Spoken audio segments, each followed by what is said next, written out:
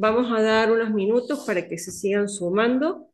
La idea es que puedan aprovechar esta charla y vamos a tener después una pequeña ronda de preguntas y respuestas con la oradora, donde la idea es que puedan consultarle respecto de esta temática, entender cómo pueden llegar a este proceso de uso de la robótica en la construcción desde el momento, desde la formación que actualmente tienen. Es decir, cómo, cómo podemos hacer para ejecutar los pasos del camino que va entre el arquitecto tradicional y el arquitecto que aplica este tipo de tecnologías en su día a día y cuáles por ahí fueron los disparadores que tuvieron estas personas para generar un cambio, un pivot en su carrera. Hay muchos que, no sé si algunos estuvieron participando de la charla anterior. La charla anterior, la arquitecta que disertó hablaba sobre la biotecnología, sobre la bioarquitectura, y eso contaba acerca de que para ello un pivot en su carrera fue una charla en la que participó, en la que un arquitecto habló sobre la arquitectura como un sistema completo, es decir, como un ecosistema que pertenecía a algo más que era la arquitectura, o sea, la arquitectura no como un elemento inserto dentro del paisaje, sino la arquitectura como un todo perteneciente a la biosfera, y que esa visión cambió totalmente la forma de percibir la arquitectura y empezó a investigar sobre bioarquitectura, sobre soft robotics. Y creo que en todos estos casos ha habido un cambio en la forma de ver la arquitectura a raíz de una charla, a raíz de alguien que contó una experiencia, a raíz de alguien que contó algo diferente que se estaba haciendo, y buscamos un poco que estas charlas sean ese disparador, esta forma de ver la arquitectura de una manera distinta, un disparador que a veces pueda generar un cambio de mindset, una forma de entender la manera que se hacen las cosas de otra manera, de otra forma, y que no es el futuro, esto es hoy. Hoy está pasando en otras partes del mundo y es cuestión de tiempo hasta que nosotros podamos empezar a ver este tipo de tecnología próximo a nosotros, o que podamos interactuar con este tipo de tecnología próximo en nuestro contexto. No sé si alguno de ustedes tiene algún conocimiento o una experiencia previa y nos quieren comentar, mientras esperamos a la oradora para que se una nuevamente después de haber tenido que resolver un problema con el Wi-Fi.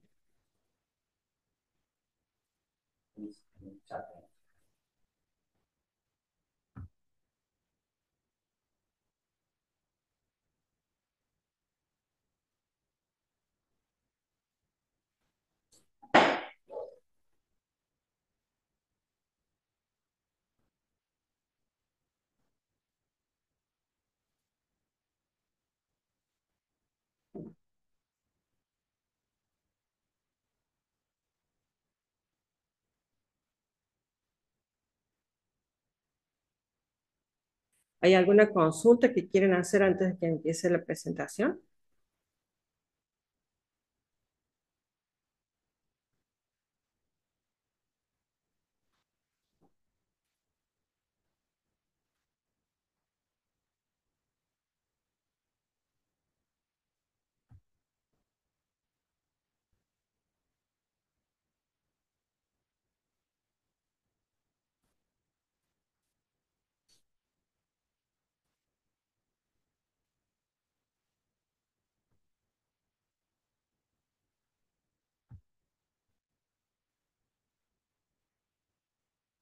Bueno, vamos a esperar unos momentos hasta que se una la oradora y vamos a continuar.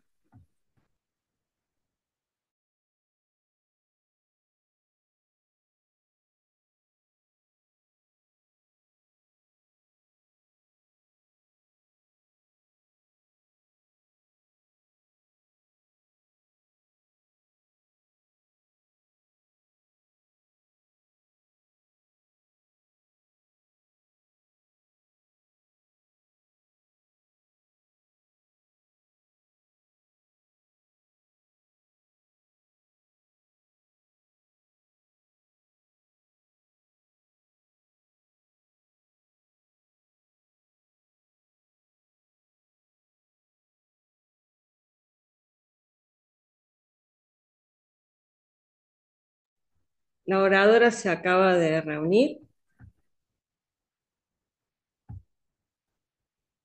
Perdemos disculpas por los inconvenientes. Listo, listo. ¿Ya me escuchan? Sí, perfecto. Perfecto. Al fin.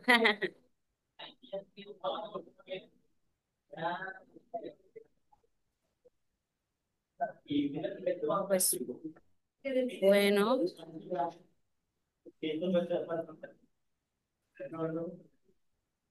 ¿qué tal? ¿Sí se ve la pantalla sin problema? Sí, perfecto. Súper.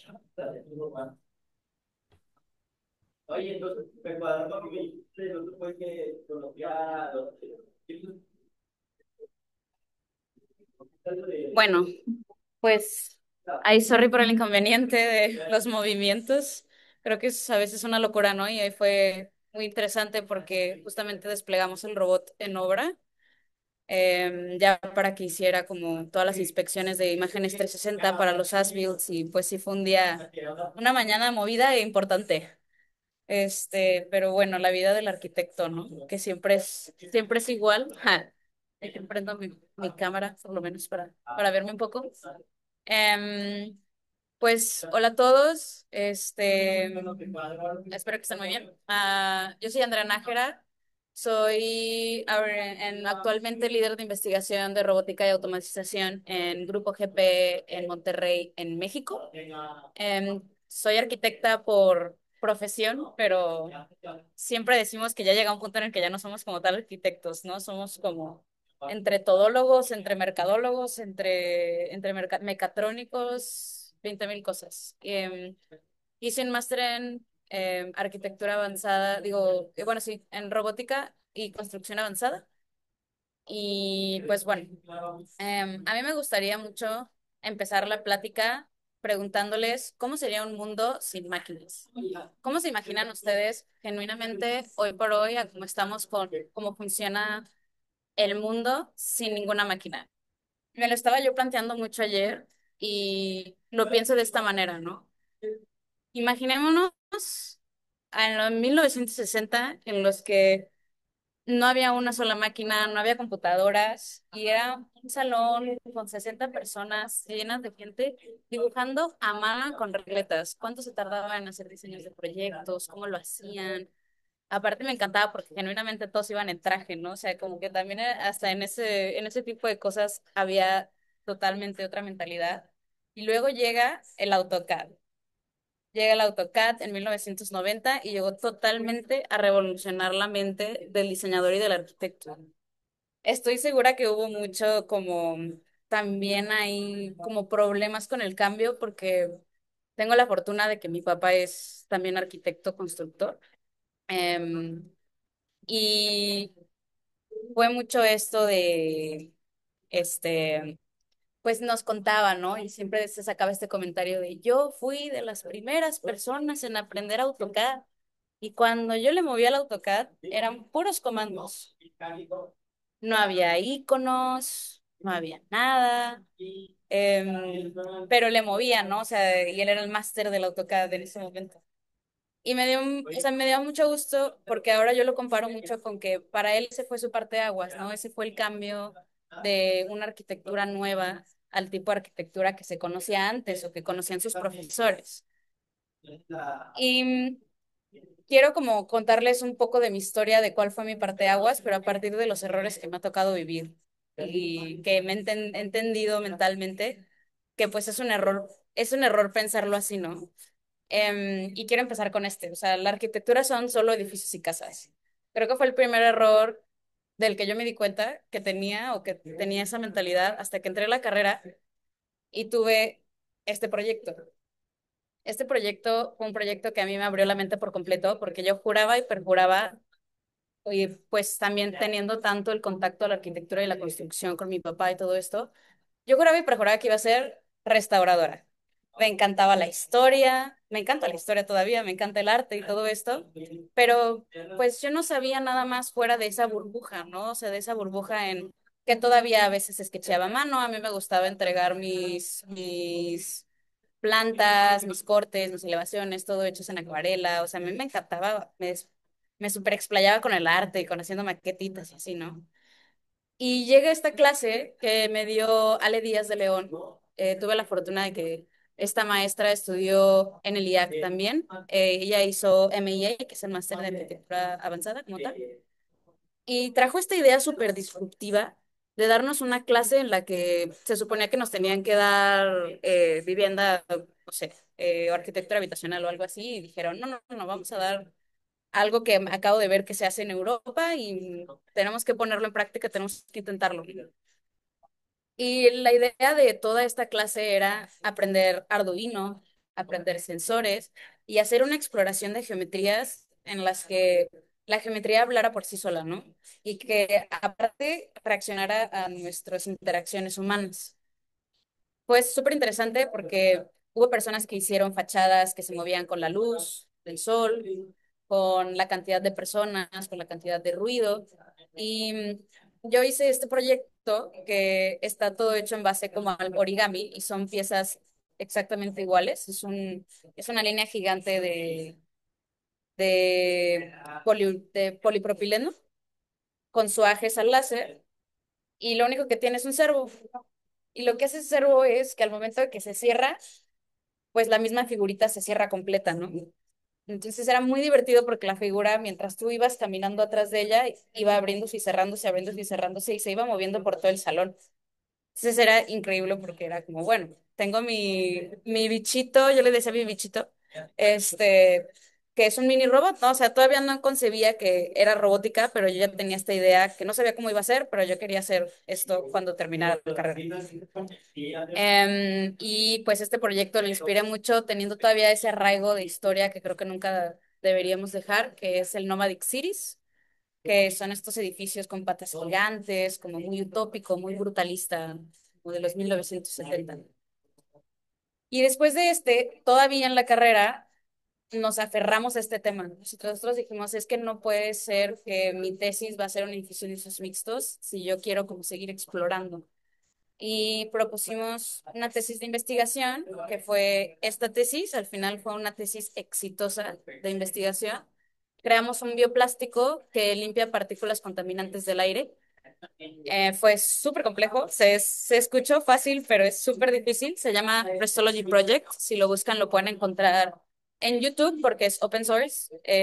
Nosotros aventamos toda nuestra investigación para que cualquier otra persona pudiera retomarla.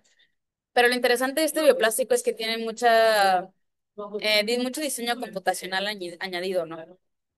Ya usábamos Grasshopper, ya usábamos muchas máquinas, ya hacíamos pues muchos experimentos de diferentes tipos de iteraciones y, y de entendimiento de materiales. Entonces hicimos un patrón de Reaction Diffusion que lo que hace es incrementar el área de estos hexágonos que ven ustedes, ¿no? O sea, tú dices, bueno, si es un hexágono, si es plano, voy a tener, o sea, de 60 por 60 es lo que tengo. Y al momento de hacerle este patrón, incrementamos hasta un 40% más el área que estaba en contacto con el aire. Entonces podríamos atrapar todavía más partículas contaminantes. Este fue el último proyecto que hicimos en la carrera. Fue un proyecto, de hecho, muy bueno. Nos publicaron en diferentes revistas alrededor del mundo, ganamos un premio en Japón, em, pero ahí quedó, ¿no? O sea, nunca supimos qué más íbamos a hacer con esto y ahí es donde llega el siguiente error, ¿no? Nadie está haciendo arquitectura a gran escala con robots, que fue lo que me pasó saliendo de la carrera. Pues ahora, ¿qué hago? Nadie lo está haciendo, no voy a encontrar con quién, voy a tener que entrar a hacer arquitectura tradicional y pues quedarme con eso. Al final, pues son proyectos de estos que haces en la escuela, ¿no? Y me di cuenta que era otro error y era una gran mentira, porque encontré esta eh, empresa. ¿Sí ven la presentación? ¿Sí? Ah, bueno, genial. Encontré esta empresa que justo también está aquí en Monterrey. Se llama Kinética y me tocó participar para hacer todos estos proyectores y speakers de la Expo Mundial de Dubái de 2020 y toda la parte como general de los moldes, porque todo es de aluminio, de fibra de vidrio y así, todo se hizo con una tuca. Yo jamás había tenido jamás había estado cerca de un robot, o sea, sabía de Rhino y sabía de Grasshopper y de sensores y Arduinos y todo esto, pero jamás me había acercado a un robot y fue impresionante. O sea, te cambia toda la perspectiva y empiezas a ver cómo es realmente posible empezar a hacer geometrías muy, muy, muy demandantes. Nos tocó, bueno, esta empresa, a mí me tocó también participar en un proyecto para Zaha Hadid en Miami, en el 1000 Museum, igual con geometrías súper orgánicas que hacíamos primero con el robot. Lo que ustedes ven en una de las imágenes es espuma de poliuretano. O sea, al final es un químico que se hace muy, muy duro y lo podemos rautear con el robot, ¿no? Entonces lo vamos repasando, depende de la geometría que nosotros le demos en Rhino y en Grasshopper. También algo que me di mucho cuenta fue que no sabía absolutamente nada. Y ya llegar como a este nivel de diseño de Grasshopper en el que diseñas hasta la tuerca, diseñas el hilo del tornillo, diseñas el grosor de la tela, lo reproduces. O sea, estábamos haciendo 42 proyectores con diferentes direcciones, ¿no? O sea, cada proyector tenía una dirección distinta y aparte había 12 bocinas, 12 speakers que también tenían sus orientaciones y aparte eran de un concreto, ¿no? De un concreto que se tuvo que desarrollar con Cemex, es un UHPC, se hizo específicamente para este proyecto. Y fue mucha experimentación, pero ya en un nivel industrial real. O sea, era un proyecto real y se fue y se montó y cerramos los contenedores para que se fueran en barco y a la gente le tocó ir a Dubái y de todo, ¿no? Y fue un proyecto muy, muy, muy enriquecedor, muy pesado, pero muy enriquecedor. Am, y luego, Andrea, después de perdón, esta expertise, hay dime. mucha gente que no sabe qué es Grasshopper. Hacer una explicación breve porque es una herramienta que es específica de esto y no todo el mundo conoce de qué se trata. Claro. Grasshopper es un plugin, es como un programa que se adhiere a un programa principal que es Rhinoceros. Es un programa de modelado 3D. Lo que nos ayuda Grasshopper es que hacemos un diseño algorítmico, que eso nos permite hacer diseños paramétricos. ¿Qué me refiero con que sea algorítmico? Es que todo se hace en base a fórmulas matemáticas. Entonces yo no estoy haciendo una línea, yo al final estoy haciendo una trayectoria de un punto a otro, ¿no? Entonces nos ayuda eso a poder proliferar o iterar cualquier tipo de geometría en base a parámetros desde un inicio, ¿no? Entonces, si un proyecto como este, en el que se diseñó todo, teníamos 12 speakers nada más, para ponerlo por ejemplo, como ejemplo, y llegó pues el jeque de Dubái y dijo, no, es que yo quiero alta definición y me dijeron los expertos que necesito el doble de proyectores. Entonces necesito 42. Y si no hubiéramos estado usando este tipo de herramientas, hubiéramos tenido que volver a sentarnos a diseñar de nuevo todo. Lo que hicimos con Grasshopper, con todo esto, este diseño paramétrico y algorítmico, fue cambiar el slider. O sea, decirle, bueno, de ahora, en vez de iterármelo solo 12 veces, me lo vas a iterar 42 y se multiplica un poco más, se segmenta, pues todo está dividido conforme a una fórmula matemática. Entonces, es muchísimo más sencillo poder mover todo este tipo de diseños, ¿no? Es más fácil. Bueno, hay que entender la lógica del programa, claro que sí, pero es muchísimo más fácil jugar con él y hacer geometrías más complejas y jugar con parámetros muy pequeños. Em, no sé si quedó claro. Si no, dentro de lo que cabe es parte de lo que hace mucho el programa, ¿no? Y te ayuda mucho a fabricación digital y tiene, digamos que un plugin dentro del plugin. Tiene muchísimos plugins diferentes y lo puedes conectar con Dynamo, lo puedes conectar con Keep, lo puedes conectar con Excel, lo puedes conectar con sensores, entonces puedes incluir incluso parámetros del exterior, ¿no? No a fuerzas tiene que ser un diseño matemático, puedes incluir más cosas y también te da un output hacia otras cosas, ¿no? O sea, yo puedo dar ciertos parámetros con una geometría que al final el programa me ayuda a darme el el código para ponérselo a una impresora 3D, por ejemplo. Y yo puedo controlarlo todo desde un inicio. Nos permite jugar mucho, tanto en diseño como en fabricación, ¿no? Otro de los proyectos después de este, estando en industria, cuando yo pensaba que no se podía y que nadie lo hacía, fue este. Este fue, bueno, el Tecate Pal Norte es un festival de música muy importante aquí en México. Y a mí me tocó hacerlo, lo hace la empresa 212. Yo estaba trabajando con ellos y hicimos esto. Esto también se desarrolla en Grasshopper. Lo que nos permitió este plugin es poder iterar incluso la cantidad de tubos que teníamos al centro, ¿no? La longitud de las catenarias, la longitud de los tubos, el ancho de los tubos. Todo esto se tenía que ensamblar y desensamblar en una tarde, porque pues al final es un festival de música y se hace en un parque. Y se tenía que, o sea, todo está en base a unas bridas, se arma en el piso, se colocaban todas las tuberías, tienes dos pernos, hay un perno abajo que te permite girarlo y otro que te permite posicionarlo. Y lo único que tenías que hacer era poner los primeros dos y solo por la geometría se sostenía como tal. Entonces ya era muchísimo más fácil para los obreros colocar los siguientes y al final tiene cuatro zapatas que permiten que sea un arco autoportante y te permita pivotearlo. Y ya nada más al centro se juntaba tiene varias bridas también al centro y con unas plaquitas de acero que abrazaban una a otra, ¿no? Entonces, todo este también desarrollo fue en Grasshopper, o sea, ahí estuvimos viendo con los ingenieros de, oye, le pongo un poco más, le pongo un poco menos, qué grosor de placa. Em, y algo también muy importante, incluyéndolo en Grasshopper, es que te permite hacer simulaciones, ya sea una simulación de tensión, de compresión, de aire, incluso la longitud de las telas, lo hicimos en Grasshopper, se cortaron a láser, o sea, todo ese tipo de cosas te permite hacer el diseño computacional, ¿no? Yo no tenía idea que podías llegar tan lejos. Después de esto, llegué al siguiente error. Mi siguiente error fue usar las herramientas para lo que me dijeron que deben de ser. Y es aquí cuando me topo yo con lo que es el IAC, ¿no? Y en el IAC hacemos absolutamente todo lo contrario. Y este es uno de los proyectos que a mí más me gustó del IAC, porque agarramos una pistola de burbujas y dijimos, vamos a hacer arte, porque la robótica no solamente tiene que ser algo rígido, ¿no? Vamos a hacer color, vamos a hacer un juego, vamos a jugar con esto y vamos a crear algo diferente.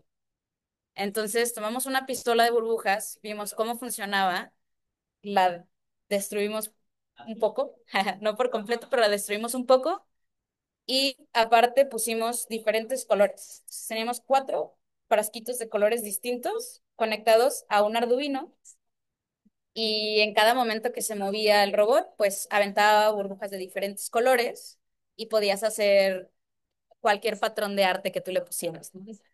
Y fue una de las primeras exploraciones en las que dices, no todas las herramientas que me dan y no todo lo que tengo que hacer tiene que ser como me dijeran que lo hiciera. Otro de los proyectos que me tocó hacer en el máster en el IAC fue agarrar un Dremel con diferentes puntas para hacer diferentes patrones en láminas de aluminio. Este proyecto también fue súper interesante porque me dejó aplicar cosas que yo aprendí en la industria, como fue el moldeado en frío. Y me daba mucha risa porque me decían, va a ser imposible, no vas a poder moldear en frío, se arruga el material, esto, lo otro. Bueno, total, o sea, pudimos hacer unos ceniceros preciosos.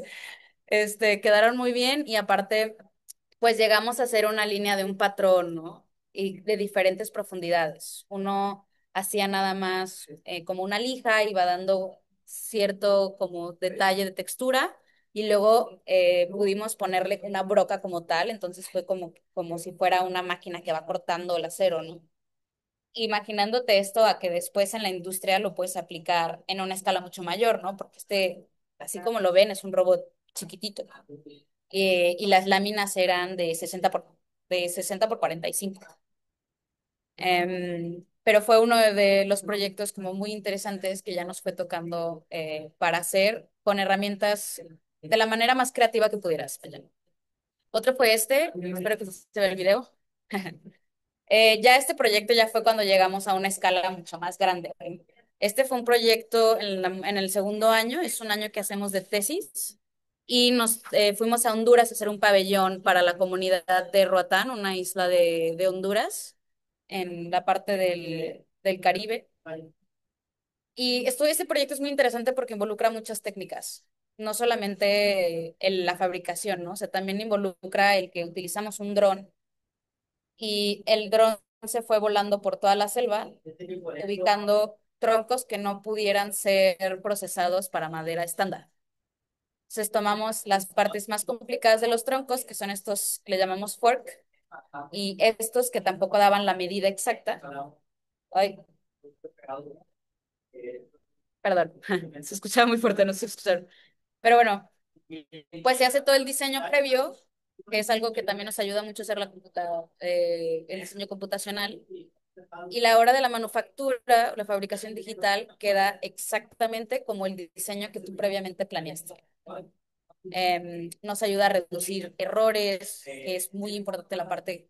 El factor humano jamás se va a poder reemplazar tampoco, pero este tipo de cosas nos ayuda a reducirlo al mínimo, ¿no? Y hacer ya una colaboración humano-máquina. Este proyecto terminó siendo un pabellón. Aquí queda, o sea, la playa estuvo increíble. Y lo que hacíamos era, se escaneaba la pieza con una técnica que se llama fotogrametría, tal cual con el teléfono. Íbamos con el teléfono y pasándole vuelta al arbolito y lo metías a un programa que te hace, pues, la parte matemática que antes hacían a mano, ahorita ya lo hacemos con programas que nos ayudan a ese algoritmo, y te hace un escaneo, una nube de puntos de las piezas.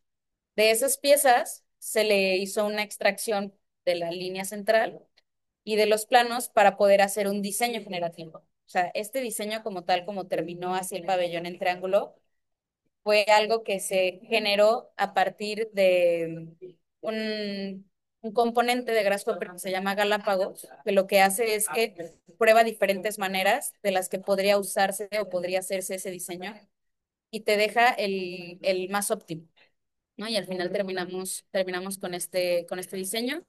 Esto se hizo en colaboración con Circular Factory. Circular Factory está a cargo de Alicia Ahmad. Alice, y es una mexicana que también se dedica mucho a esta parte de la fabricación digital y está trabajando actualmente con Zaha Hadid justo en Roatán. Y nosotros fuimos el conejillo de Indias, ¿no? Vamos a probar que esto funciona. Dentro de lo que cabe, este tipo de experimentos siguen en la academia, entonces uno puede regarla y no pasa nada, ¿no? Entonces ahí se arreglaron ciertas cosas. Em, y de ahí me fui al siguiente problema, ¿no? Ya terminé mi máster, ¿ahora qué hago? O sea, quiero seguir esto, pero no sé cómo, no sé en dónde. Eh, bueno, perdón, es la parte de la tesis, ¿no?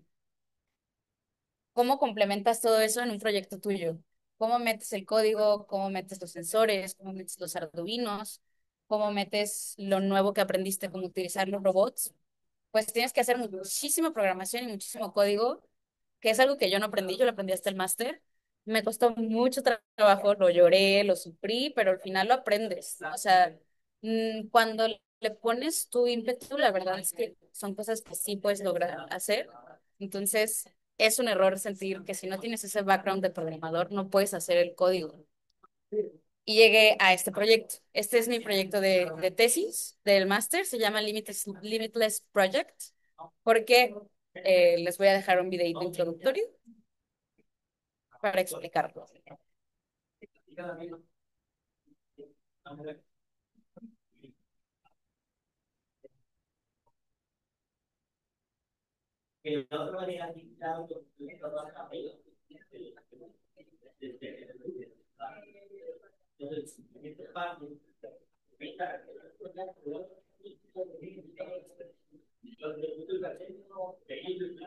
Andrea, no se escucha el audio del video. Ah, bueno, es música, nada más. Entonces, si no se escucha, no pasa nada. Creo que sí, no, bueno, es solo música, no pasa nada.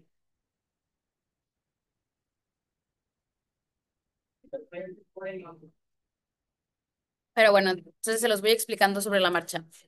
Este es un proyecto que más que nada busca poder entender la impresión 3D desde herramientas como brazos robóticos, ¿no? Lo que pasa con la manufactura aditiva, que es layer by layer, es un depósito de material, ¿no? O sea, primero pones la primera capa y luego arriba pones la siguiente capa y luego arriba pones la siguiente capa. Y no es una técnica perfecta, no ha llegado a ser una técnica 100% perfecta todavía. Está bastante avanzada ya, pero todavía no es perfecta, ¿no? Entonces hay que entenderla. Lo que pasa con el material es que el material se encoge, se mueve, tiende a extruir de más, a extruir de menos. Y algo que te ayuda mucho es entender por qué pasa o qué estaba pasando en el momento de que el error pasó, ¿no? O sea, vamos a jugar con los errores. Em, y en base a poder entender dónde están tus errores, pues tú puedes hacer un catálogo digámoslo así, como para entrenar un modelo después, un modelo de machine learning, en el que tú puedas decir, si yo tengo la presión de aire a tanto y mi material tiene tal humedad, al momento de ir con esta velocidad, me va a salir una extrusión o una capa muchísimo más ancha, ¿no? O muchísimo más delgada de lo que yo estaba buscando. Y después ya puedes empezar a jugar con eso, ¿no? Ya puedes empezar a ir más allá de los límites de tu diseño para poder terminar con este tipo de cosas, ¿no? Estos fueron los diseños finales y son unos diseños texturizados que no es una onda como tal, sino que en cada punto hay una velocidad diferente, lo que hace que el robot extruya de más o extruya de menos.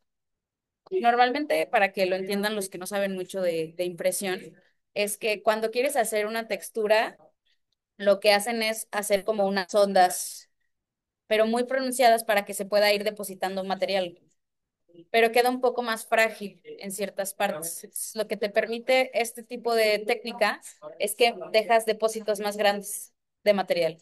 Esto es una parte de más, digamos, lo más artístico. La idea era, perdón, asemejar textiles mexicanos de lana. Este, pero pues es un principio en el que tú dices, si yo voy a hacer una estructura, en vez de hacerla más frágil, porque quiero una textura, pues puedo depositar más material. O sea, ya es empezar a escalarlo un poco más allá. Después, pues el siguiente problema al que me enfrenté, que ya fue ahora sí saliendo del máster, fue, pues bueno, ¿qué hago? Debería tener mi propio laboratorio, no, quiero seguir en Europa, no, es más complicado. ¿Qué encontramos? Y me topé con una isla muy peculiar en medio del Mediterráneo que se llama Malta. Y en Malta, al ser una isla, pues está rodeada de agua y uno de los atractivos turísticos más grandes de esta isla son los arrecifes.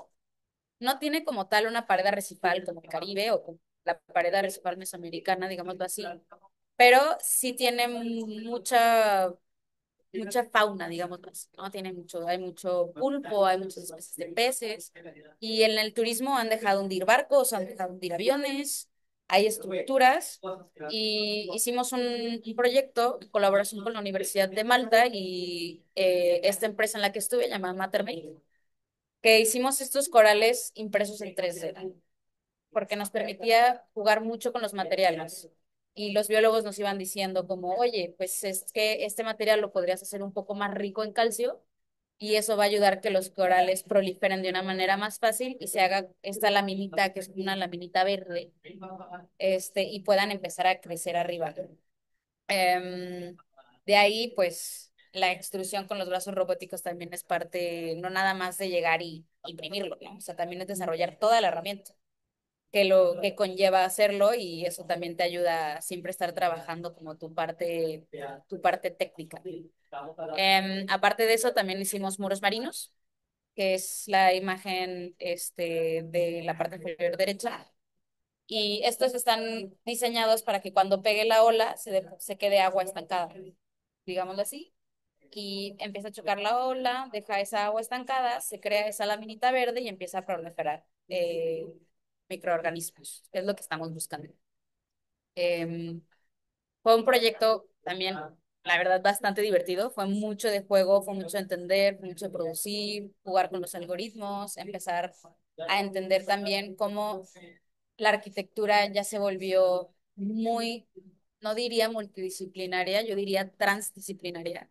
O sea, ya no es solo el arquitecto, sino que también ya es el biólogo, ya es el profesor, ya es el diseñador, el buzo, ¿no? El capitán del bote. O sea, ya son tantas cosas que enriquecen los proyectos y terminan proyectos que son más completos, ¿no? Y que también aseguran que van a ser, que van a terminar de la mejor, de la manera más óptima.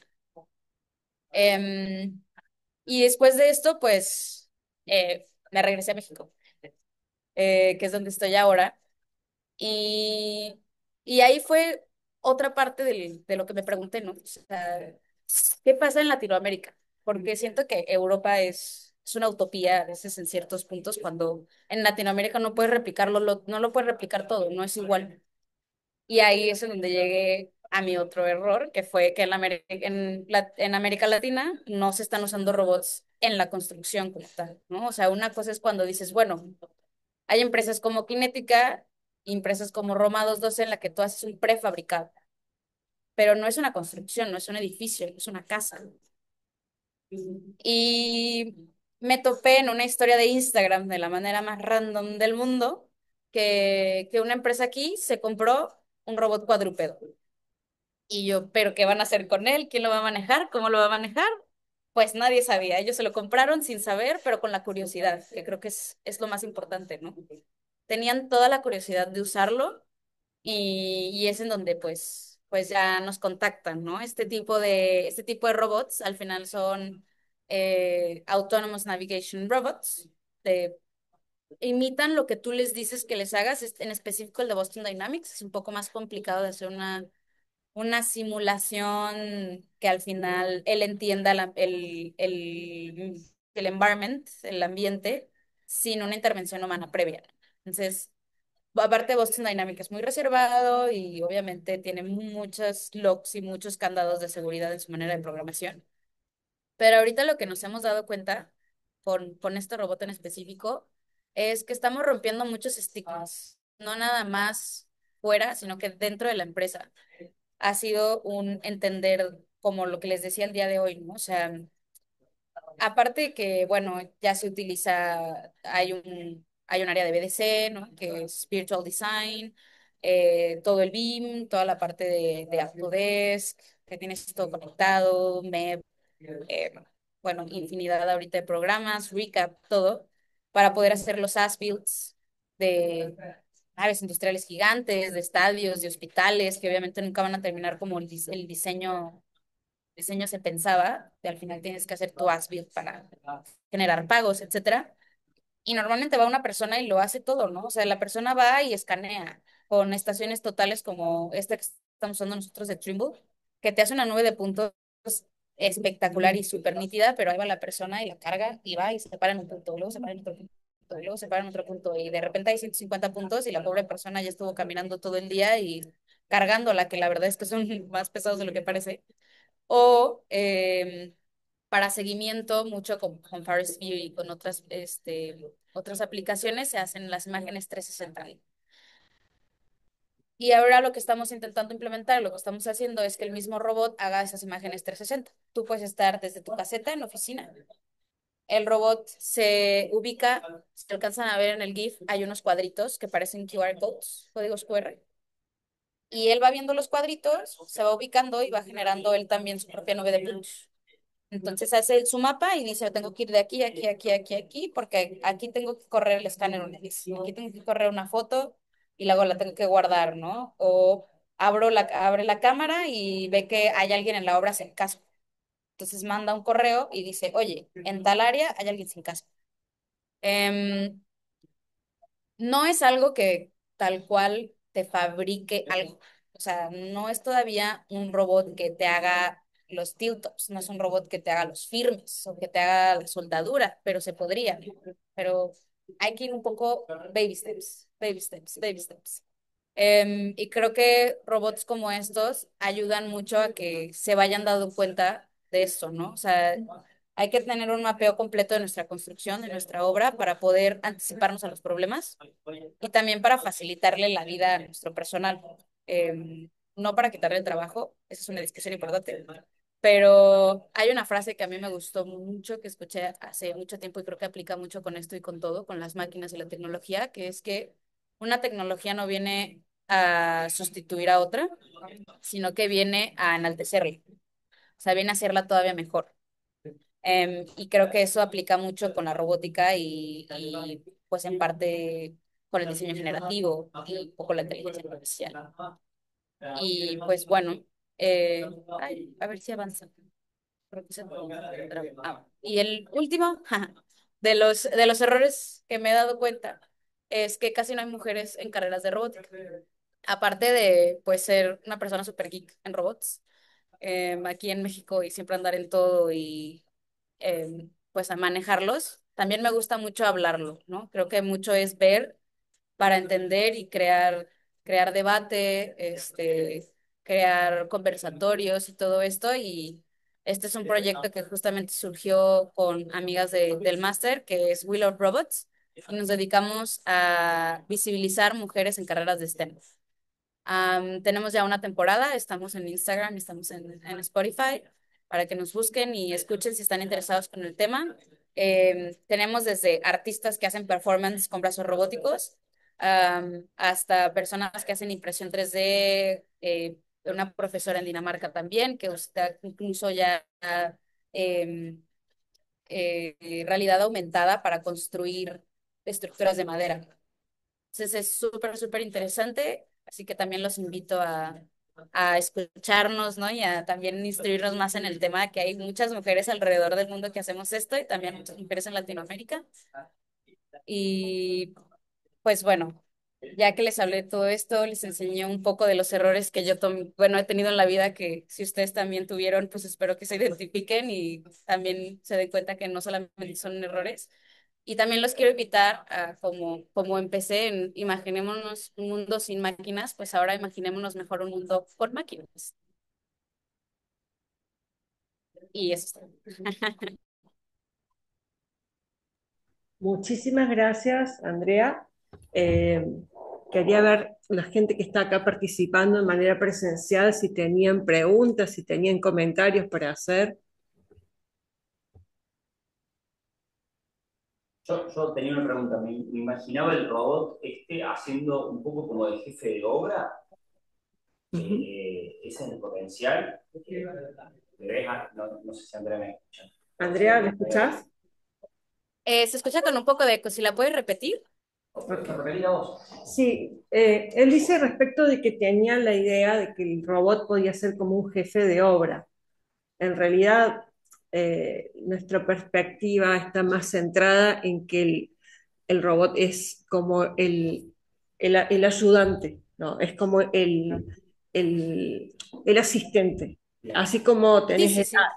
el Eye Companion, que te sirve como un asistente digital, el robot lo que busca es que vos tengas un rol protagónico y que el robot sea un asistente, que haga tareas repetitivas, es decir, la automatización lo que busca es mejorar las tareas repetitivas y descargar toda esa carga mental o por ahí la carga de tareas que se hacen de manera permanente, de manera manual permanente, en Claro. un elemento automático, mecánico. ¿No es así, Andrea? Mira, sí, hay algo muy, muy interesante ahí. Y de hecho la palabra robot en checo significa esclavo. Entonces, ya es meternos un poco más a la ética, pero justamente ese es el argumento como tal. O sea, el robot va a hacer las tareas repetitivas que nos quitan tiempo para las tareas principales, que justo es lo que estamos haciendo acá, ¿no? Aquí lo que hacemos es que en vez de yo tener una persona todo el día tomando fotografías, yo lo que necesito es que tenga una persona checando los planos, checando que coincida mi diseño con lo que está construido, que está con los proveedores, todo esto que es más importante. Y se necesita una persona que razone, ¿no? No, pues algo de inspección. De hecho, este robot Boston Dynamics lo vende como robot inspector, ¿no? Como un inspection robot. Entonces, todavía dar tareas, le puedes poner sonido, así que de repente si ahí ve a alguien dormido, pues le aviente un, hey, ¿qué onda? Pero, pero no va a llegar a sustituir. no creo que pronto y no creo que en un futuro a sustituir al gerente, al jefe de obra, no. Siempre las decisiones siempre tendrán que ser tomadas por un humano. Claro, en definitiva, lo que hace el robot es dejarte a vos el rol analítico. Es decir, vos podés sistematizar la carga de datos, la recolección de data, pero el rol analítico siempre queda del lado del humano, que es el que se encarga de clasificar toda esa información recolectada y tomar decisiones. O sea, las decisiones no las toman los robots, sino que la toman los humanos que utilizan estas herramientas para recolectar la data.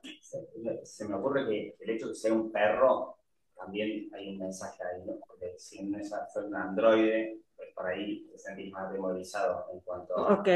Lo que pasa es que también tiene que ver con una cuestión de la evolución en etapas, ¿no? En el sentido de que eh, el Android estaba en una etapa muy primitiva en el momento que estos robots salieron a la cancha y de Sí, hecho sí, las sí, sí. inspecciones primeras se hacían con un robot de 4 ruedas que se llama Husky, que era muy usado por el ejército, que era un todoterreno, pero tenía una limitación que era la de subir las escaleras. O sea, en una obra que tenés escaleras, tenías la limitación que el husky tenías que cargarlo en un montecarga o subirlo a pulso de un piso a otro para que hiciera toda esta inspección.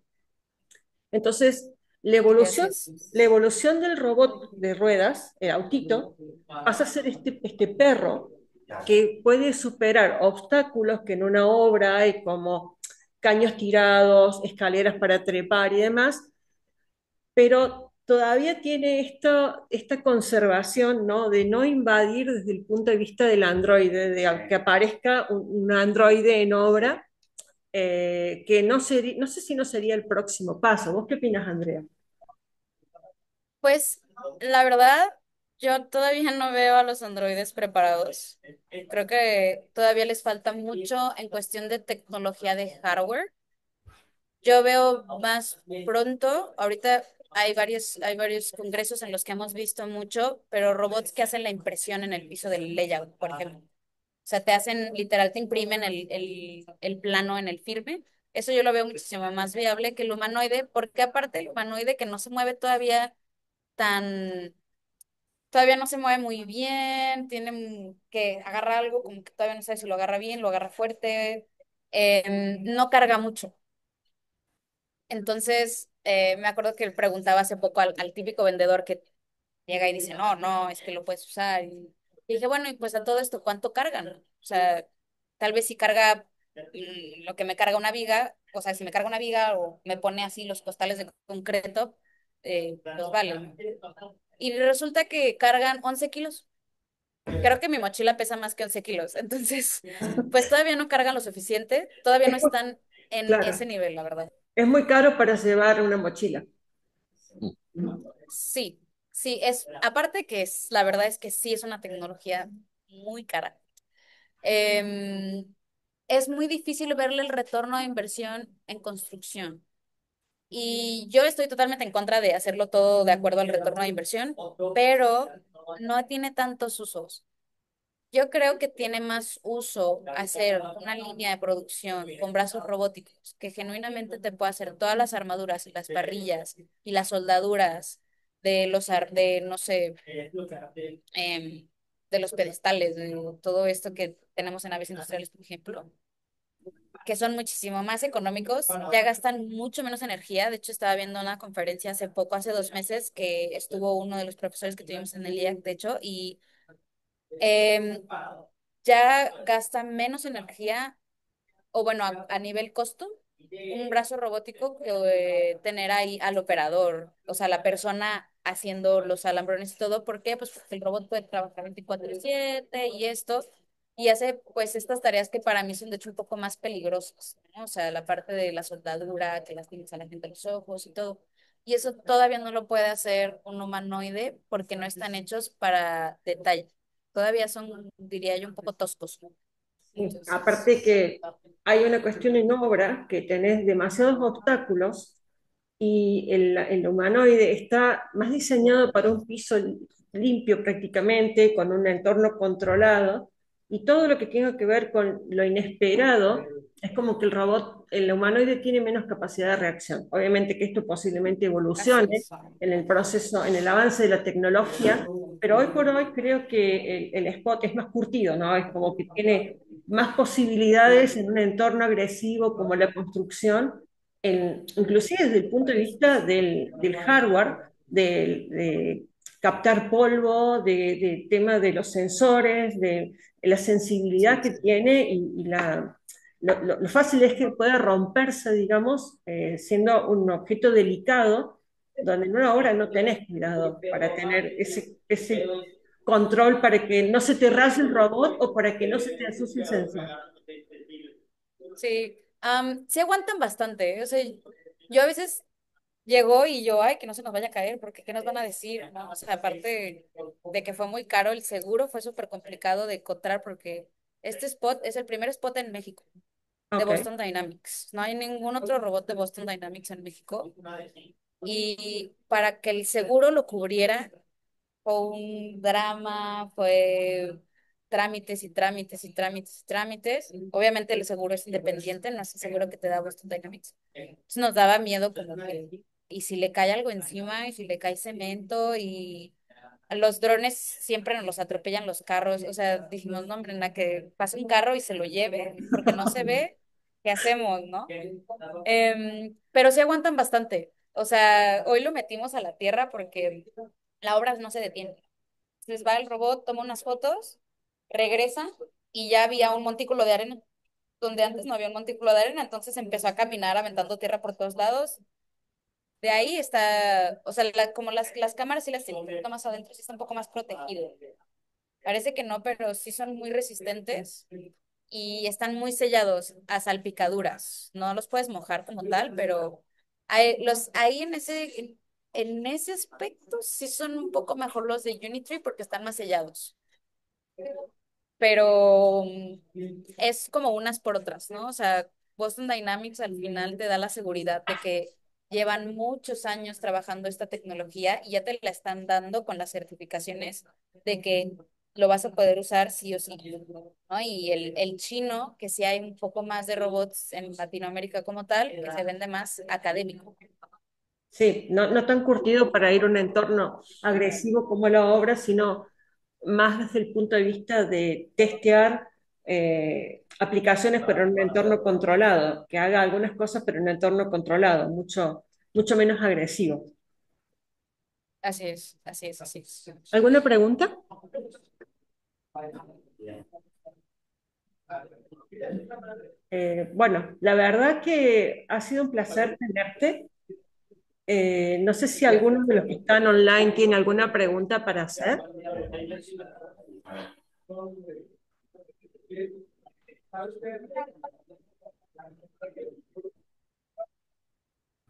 No, no hay nada. Ahí en el chat. Sí, pero no, son elogios. Eh, Mejor aún. significa que vamos bien. Bueno, es un Sí. tema difícil de insertar en la comunidad de arquitectos, que un poco hace rato que venimos hablando, porque un debate que tenemos entre los que nos dedicamos a esto es la brecha que hay entre la profesión tal cual la conocemos y esto que es una realidad en otros entornos, y cómo superamos esa brecha y cómo nos acercamos a esto, ¿no? Entonces, un poco este tipo de encuentros lo que busca es acercar esta información de primera mano, porque no es lo mismo googlearla o verla en YouTube que alguien te esté contando la experiencia. Posiblemente en una próxima experiencia podamos tenerte presencial, Andrea, ojalá así sea, pero bueno, hoy por hoy Estaría se genial. dio de esta manera, de manera online, y bueno, creo que ha sido súper enriquecedor, que todos han podido un poco entender esta tecnología un poco más, entender que no es algo de la NASA, que no es en algo inaccesible, sino que la barrera de entrada no es baja, pero no es imposible abordar. Y bueno, agradecerte por hacerlo tan ameno, por hacerlo tan cercano y por prestarte a esta conversación. Muchísimas gracias a ustedes. Bueno, estamos viéndonos pronto. Adiós. Sí. Chao. Adiós. Muy bueno.